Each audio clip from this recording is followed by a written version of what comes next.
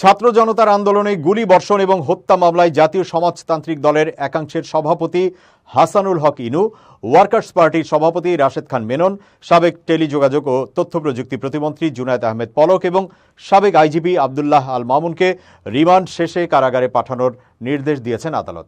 বৃহস্পতিবার সকালে রিমান্ড শুনানির জন্য তাদের সিএমএম আদালতে হাজির করা হয়। এ সময় জামিনের আবেদন করেন আসামি পক্ষের আইনজীবীরা।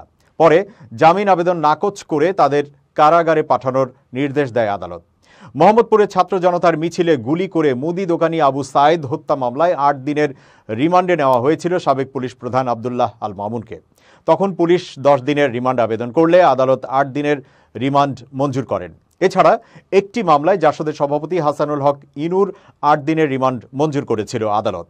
একই সঙ্গে ওয়ার্কার্স পার্টির সভাপতি রাশেদ খান মেনন ও সাবেক প্রতিমন্ত্রী জুনায়েদ আহমেদ পলককেও কয়েক দফা রিমান্ডে নিয়ে জিজ্ঞাসাবাদ করেছে পুলিশ।